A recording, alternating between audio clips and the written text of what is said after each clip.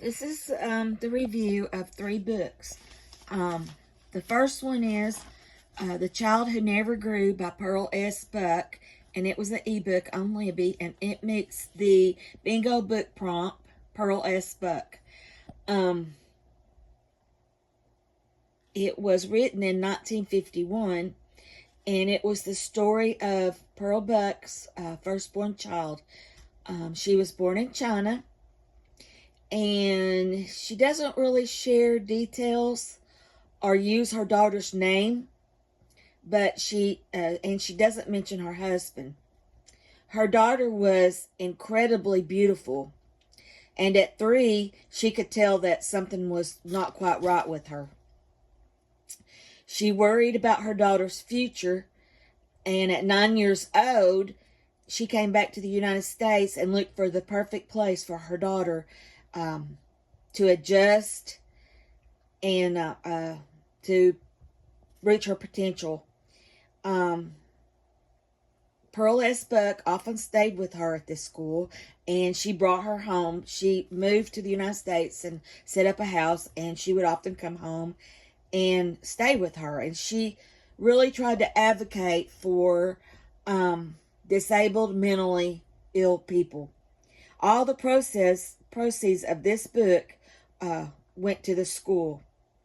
It was the start of Pearl S. Buck's writing career, and she started writing so she could afford to pay for the care of her daughter.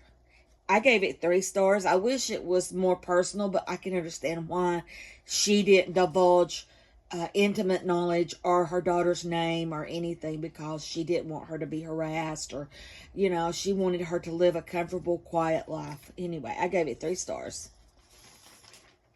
The next book I read was The Manson Women and Me, Monsters, Morality, and Murder by Nikki Meredith, and it was also an ebook.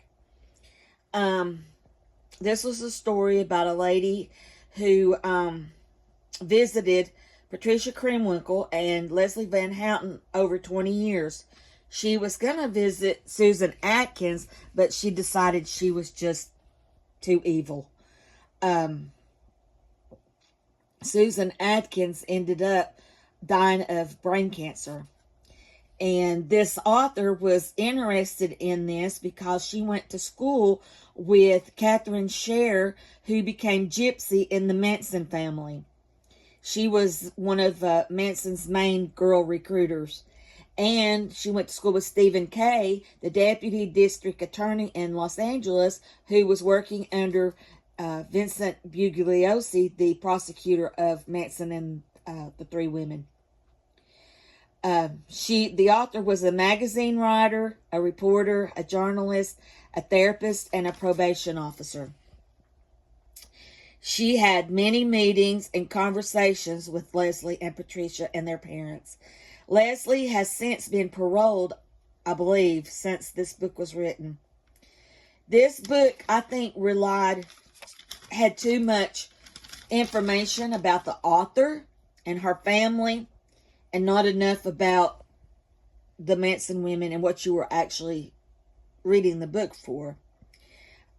She compared Manson and Jewish heritage. And, to me, that didn't have anything to do with Manson. He was just crazy.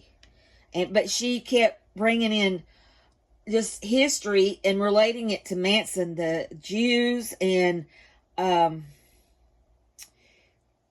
different studies regarding murder and how people became immune to it.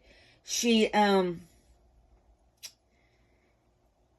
forget what all else. Anyway, she related a lot of history to Manson.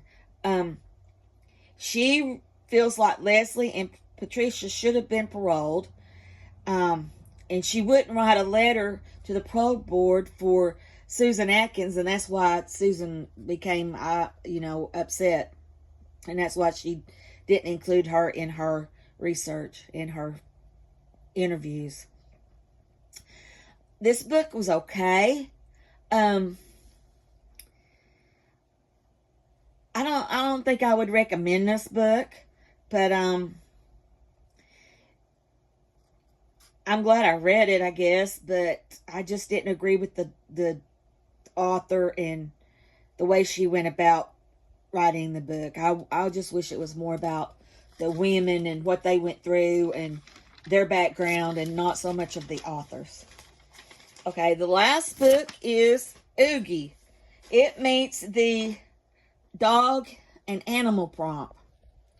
And it's the only dog a family could love. And it's a tearjerker story of a rescue dog who was adopted in 2002.